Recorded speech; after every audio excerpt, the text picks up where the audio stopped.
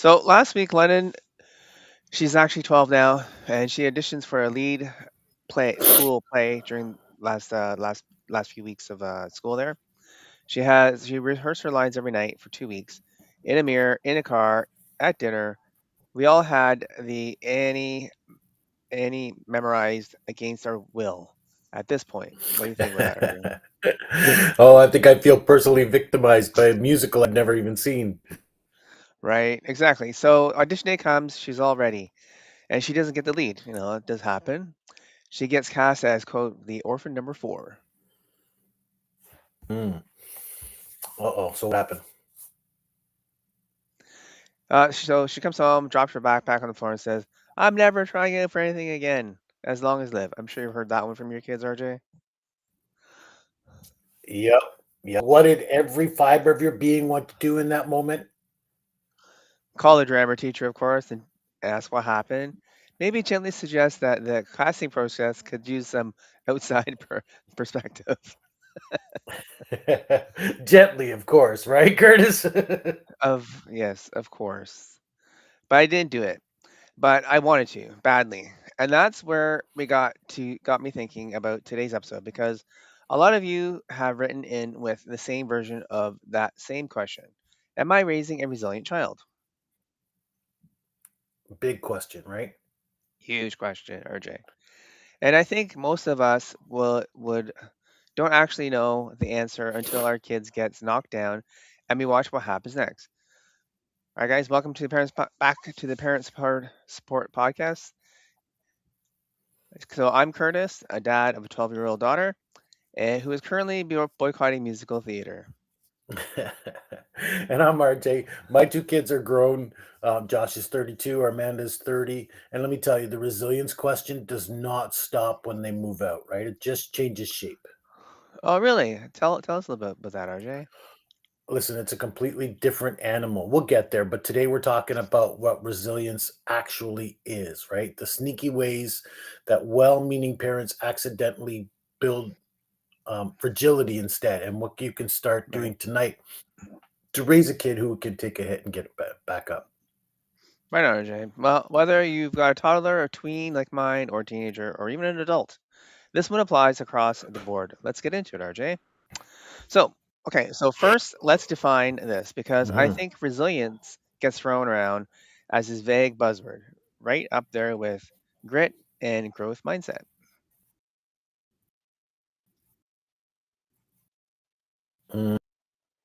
Right, and I think most parents hear it, and I think it means Yeah, holding a stiff upper lip. that's right.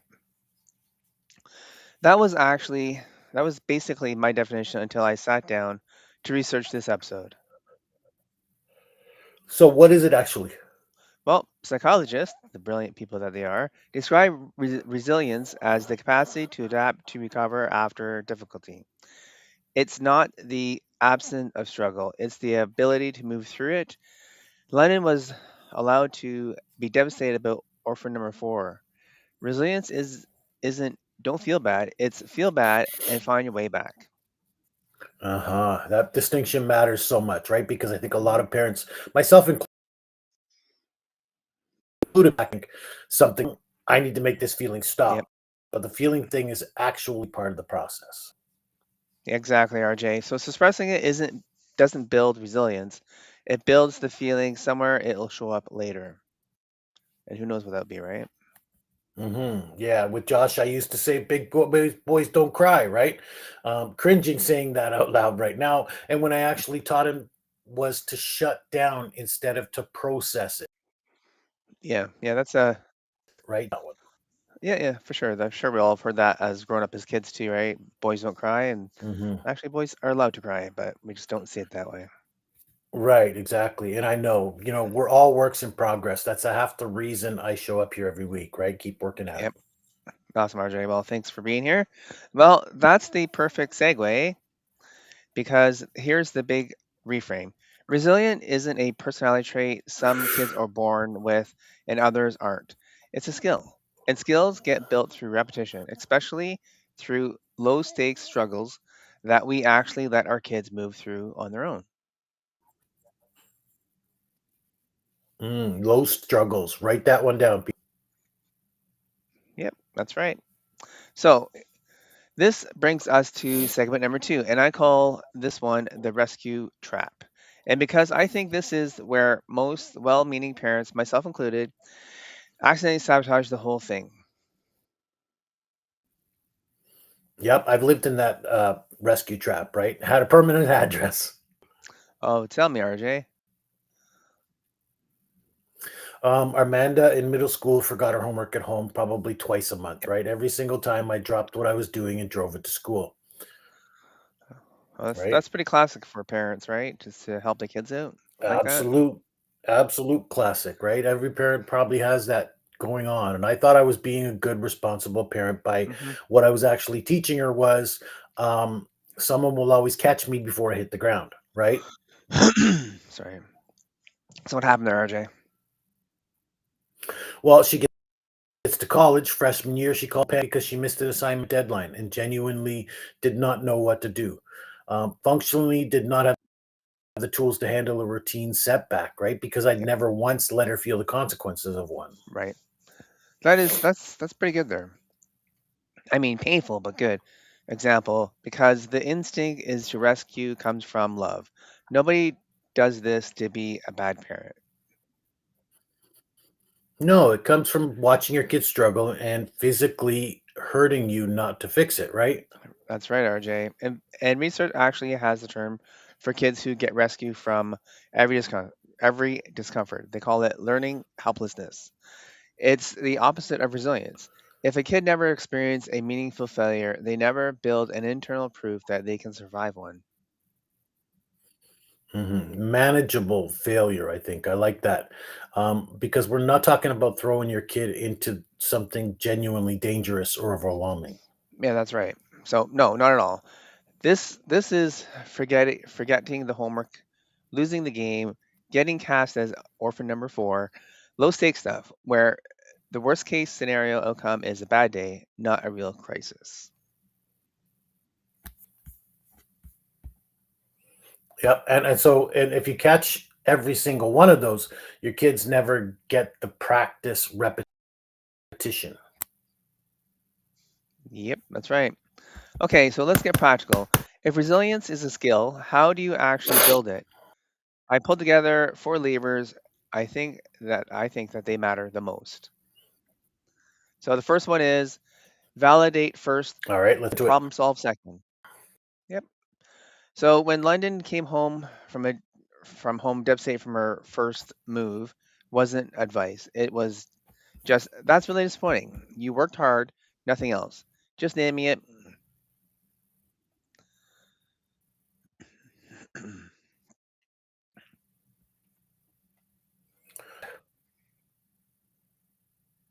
Well, she cried for about 10 minutes and then asked if we could go get some ice cream.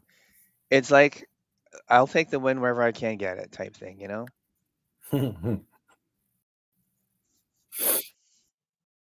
Yeah. Every parenting victory ends in ice cream somehow. Well, Yep. next time you should, or they feel heard, and you shut the conversation down, right? They stop you. I learned this one the hard way. Mhm. Yep. Yeah, that's right, RJ. So let's go move on to number 2, and this is straight from your playbook. Let natural consequences happen when the stakes are low.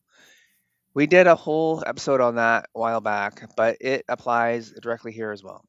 Forgot homework, a messy room, an overslept alarm. Those are all resilient reps in disguise. hmm Number three would be narrate your own struggles out loud, and I've demonstrated that one here too, right? Kids assume Hmm. adults have this all figured out. So when up, say so out loud in front of them. Let them recognize that you mess up too. Yeah, that's right. Last week I actually burnt dinner. Genuinely incredible, which I don't normally do. I said it right in Mhm. front of them. Well, that didn't work out. Guess we're ordering pizza tonight. I'll try again next time. That's modeling recovery, not just failure. Right, and that's huge, right? Because kids watch how we handle the setbacks way more closely than they Hmm. listen to what we say about setbacks. Yep. That's right, RJ. All right, let's move on to number 4 now. And this one actually surprised me in the research.